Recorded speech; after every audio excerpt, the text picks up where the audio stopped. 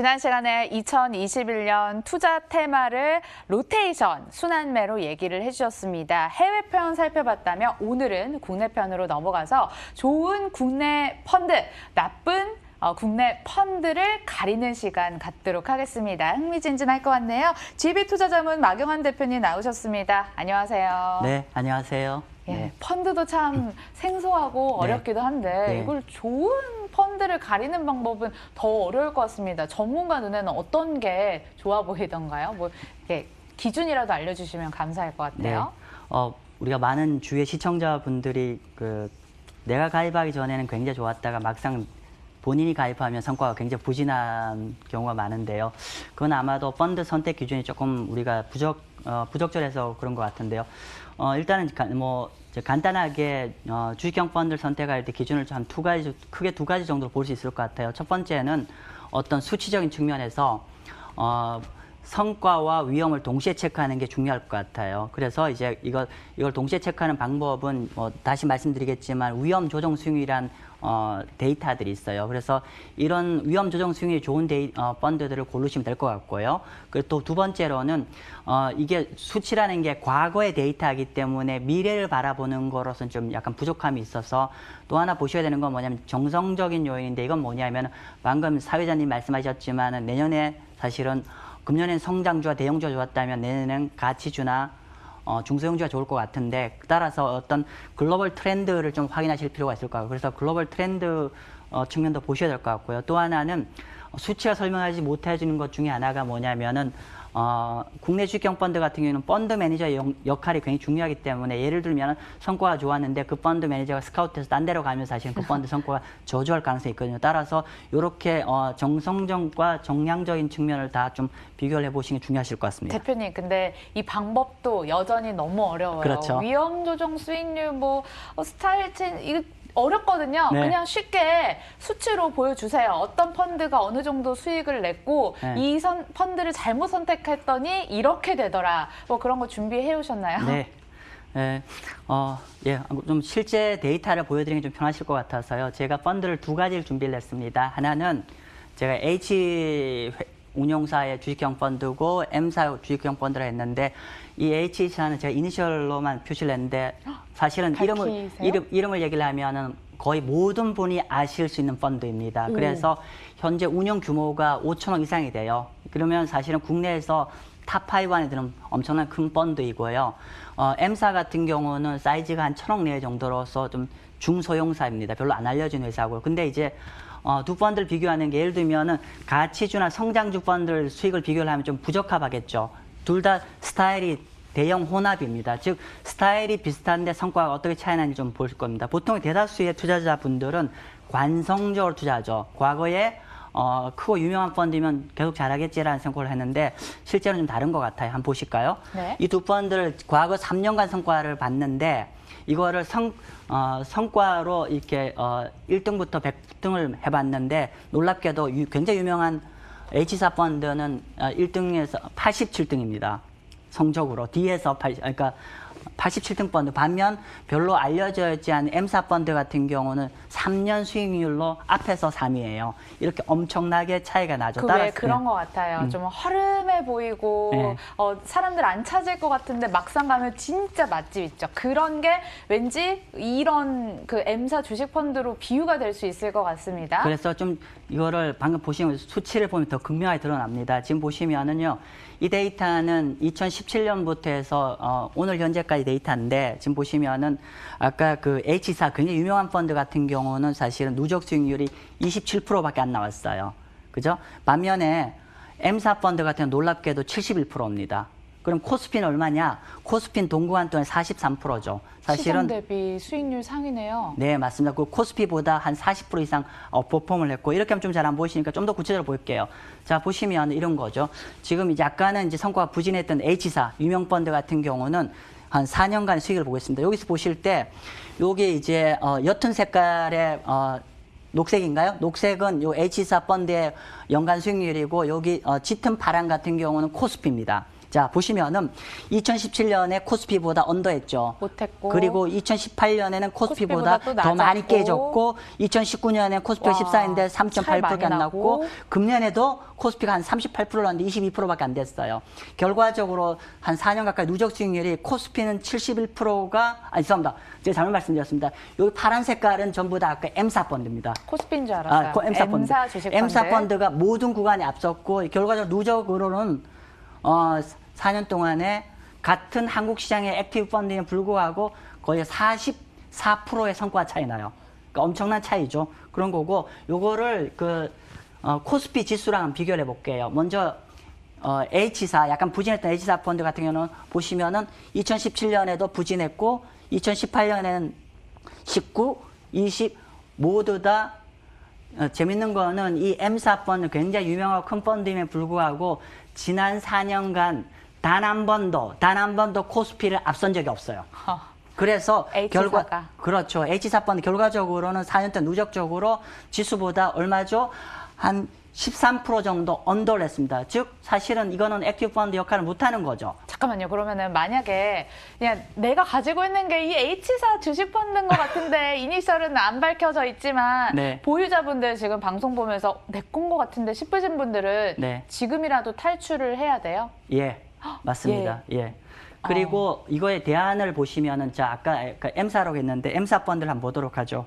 자, M사 펀드가 자 보시면은 요 M사 펀드고요. 여기가 코스피입니다. 보시면은 2017년에 코스피보다 10% 더 나왔고요. 2018년에는 코스피가 19%였는데 15밖에 안 빠졌고요. 19, 20 다 이겼습니다. 특히나 금년에 지수가 25%를 났는데 38%, 한 13% 아웃퍼폼 했고요. 결과적으로 지난 4년 동안에 아까 H사 펀드와 대별되게 M사 펀드는 단 한 번도 코스피를 진 적이 없습니다. 그리고 결과적으로 누적적으로 코스피 지수보다 무려 한 얼마죠? 한 28% 정도 아웃퍼폼을 했습니다. 따라서 이게 같은 한국 주식형 펀드지만 이거는 우리가 어떤 펀드를 선택하냐에 따라서 극명하게 좀 차이 난다는 걸 확인할 수 있을 것 같습니다. 지금 유튜브 채팅창에 펀드 이름 말해주면 좋겠다고 하는데 네. 그러니까 H 말고 네. 그 좋은 성과 냈던 M이라도 혹시 알려주시면 안 될까요? 예, 뭐 좋은 거를 말씀을 드려야죠. 마이다스 책임 투자 펀드입니다. 마이다스 책임 투자 펀드. 네, 그렇습니다. 네. 예. 이름 일단 저희가 킵을 했고요. 계속해서 이야기 이어가 보도록 합니다. 예, 그래서 지금 그러면은 이제 사실은 이제 성과를 보고 좋은 펀드를 선택하는 건 아무나 할 수 있는데 중요한 거는 제가 항상 말씀드리지만 펀드를 선택할 때는 우리가 과거 성과를 보셔야 되는 게 아니라 미래에 좋아질 것인지 여부를 체크하는 게 중요하지 않습니까? 그래서 제가 그럼 미래 성과를 점검할 때는 그럼 어떻게 봐야 되냐라고 했을 때 제가 전 시간에 말씀드렸는데 이런 거죠. 우리가 이제 이게 지난 시간 제가 말씀드린 것처럼 미국 SEC 자료입니다. 그러니까 미국 SEC에서 어떤 투자를 할 때 기본 가이드인데 과거 성과는 미래 성과의 좋은 예측 지표가 아니다. 여기 좀 약간 빠졌는데요. 가 아니고 오히려 과거 성과를 그럼 뭘 봐야 되냐면 변동성, 위험을 봐야 된다는 거죠. 즉 다시 정리를 하면은 현재 우리 국내 투자자들 금융기관 거래하실 때 펀드 선택하실 때 뭘 보시냐면 과거 성과가 좋았는지를 봐요. 그리고 그 펀드가 그 성과를 만들어내는 와중에 발생한 변동성은 보질 않아요. 즉 미국 SEC가 추천하는 건 뭐냐면 성과는 보긴 보되 덜 보고 변동성을 보라고 했는데 한국에선 정반대로 별로 중요하지 않은 성과는 굉장히 열심히 보고 변동성 보지 않아요. 따라서 우리가 지금 이제 펀드를 좀 선택할 때 어떻게 하냐면은 위험이 어떤지를 좀 보시는 게 중요한데 너무 어렵죠? 그래서 네. 좀 이렇게 보시면 될 것 같아요. 위험 이겁니다. 위험은 뭐냐면은 어떤 그러니까 그 펀드 성과가 이렇게 많이 심한 진폭을 가져가는 거는 위험이 크다. 성과가 안 났다는 게 아니에요. 변동성이 크다. 그렇죠. 변동성 큰 거는 위험한 거고 반면 변동 작은 거는 좀 꾸준하게 가는 게 변동성이 작은 거죠. 따라서 이런 이제 변동성을 말씀드리는데 그러면 결론적으로 아까 우리가 투자자들이 꼭 보셔야 되는 게 수익과 변동성을 동시에 보라는 얘기예요. 그러면 그게 동시에 보시기 힘드시잖아요. 데이터도 없고. 그죠? 네. 그러면 이렇게 보시면 돼요. 이미 자료 다 있어요. 보통 우리가 펀드를 선택할 때 이런 정보, 샤프 비율, 젠센의 알파, 정보 비율 같은 게 있어요. 이것도 너무 어려워요. 어렵죠? 어려워요. 자, 결론부터 말씀드리겠습니다. 네. 우리가 샤프 비율이라는 이런 것들이 뭐냐면은 변동성과 수익을 동시에 비교하는 거고, 두 번째로는 요 데이터 값들이 클수록 좋은 겁니다. 샤프 비율이 클수록 좋다? 네, 예. 이렇게 외울게요. 예, 맞습니다. 그렇게 보고 젠센의 알파는 쉬운 말로 하면은 지수 대비 잘했어? 그래서 젠센의 알파가 만약에 마이너스가 나오잖아요.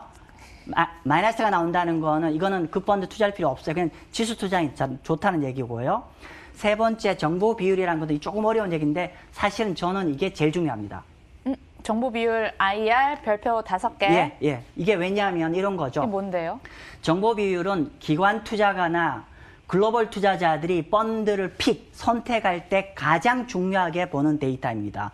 즉, 이 정보 비율이 높다는 거는 펀드 매니저가 향후에도 지속적으로 지수를 이길 확률이 높다는 뜻을 말하는 거예요. 그래서 오늘 시간이 제약돼 있어서 이걸 다 풀어 설명을 못 드리지만, 그러면 은행 가가지고 샤프 비율이랑 젠센의 알파 지수 정보 비율 어느 정도니까 이렇게 좀 아는 척 해도 될까요? 그럼요. 그리고 인터넷에 보시면 데이터 다 나옵니다. 자, 오. 그래서 우리가 좀 전에 성과가 좋았던 펀드, 대형 펀드와 중소형 펀드인데 요 방식으로 한번 대입을 해보도록 하겠습니다. 실제로. 묻지마 투자하면 안 되겠어요. 자, 우리 배웠어요.